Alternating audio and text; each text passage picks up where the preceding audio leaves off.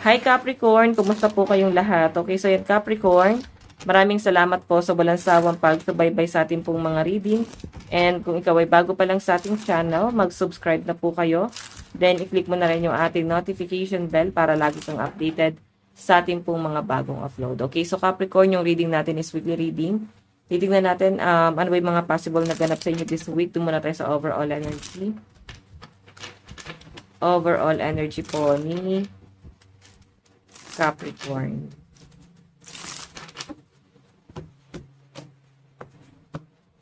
Capricorn. King of Diamond. Overall energy. Oh. May nagmamaliit sa mga Capricorn. So, siguro guys, yung pagmamaliit dito, pwedeng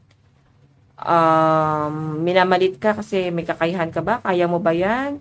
Yung tipong grabe guys, ang toxic nung mga sinasabi. Hindi na normal. Hindi mo na guys kayang i-take pa. So, siguro ito ay ex mo, Capricorn. And may travel, no? So, siguro itong taong to gusto niyang i-work out yung connection yung dalawa. So, parang may travel siya rito papunta sa inyo. And gusto niyang i-work out yung relasyon nyo. Tipong kahit gano'n niya pa kagusto na i-work out to, kung ikaw ay bumibigay na, kung ikaw ay parang hindi na natutuwa sa mga nangyayari. So, alam nyo guys, sa nakikita ko, mahal na mahal ka na itong taong to. Gusto niya kasi talagang i-workout. Ang dami niyang gusto sabihin sa inyo rito. So, para sa kanya, kayo pa rin. Pero sa inyo guys, end na to. Parang wala na para patunayan pa. Wala na para i-workout pa. So, nakikita mo na parang nag-expect pa tong taong to. Wala ka namang masamang tinapay sa kanya kasi tignan mo naman nag-red to lahat. So nakikita mo pa rin siya guys ng kabutihan. And sobrang na-appreciate mo yung kabutihan nitong taong to. Okay? So yun lang kasi meron kang ibang nilook forward na, meron kang ibang pinaprioritize.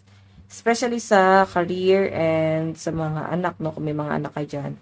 So parang kailangan lang talaga dumiskarte. Tingnan natin. Pagdating naman sa love life ni Capricorn.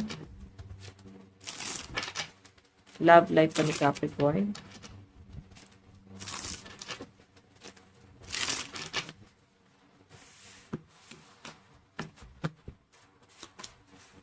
Wow. Capricorn, maganda naman yung love life mo. Sobrang sweet sa inyo ng person mo. Tapos parang napaka-effort. And sa nakikita ko dyan, parang ang dami niyang magagandang plano para sa inyong dalawa. So, hindi lang to guys, puro sweet words, no? So, nakikita ko sa kanya talagang, parang gusto niya talagang i-work out. Okay. So, lalo na guys sa mga in relationship dito at matagal na yung relasyon nyo Capricorn. Ang ganda ng nyo samahan nyo ng partner mo. Tignan pa natin.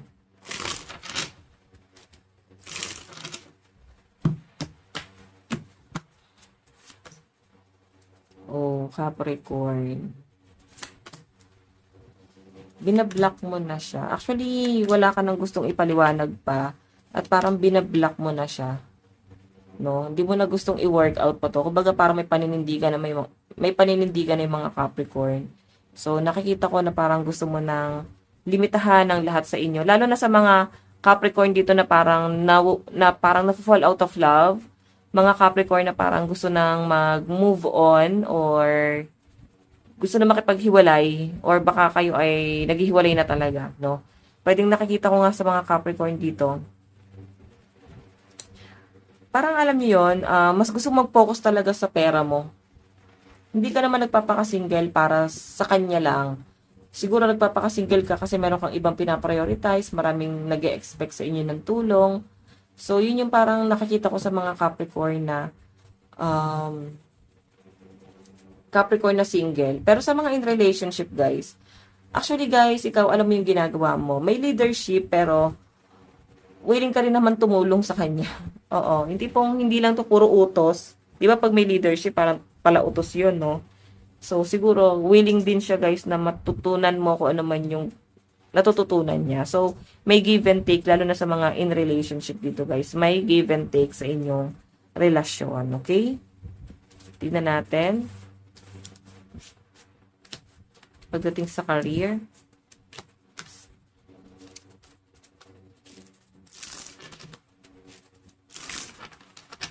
Sa career po,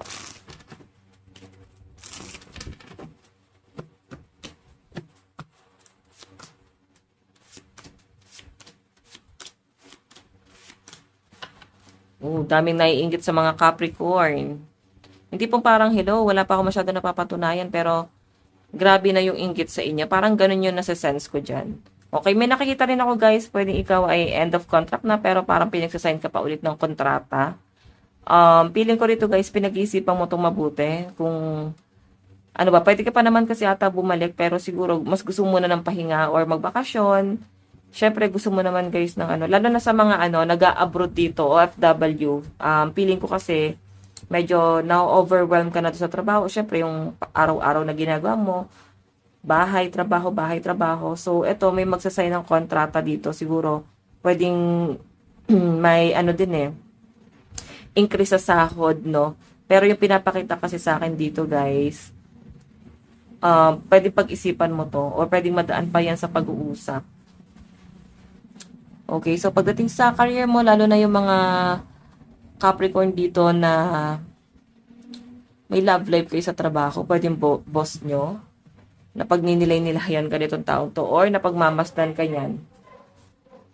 Boss mo siguro to, yes, Capricorn. Additional message.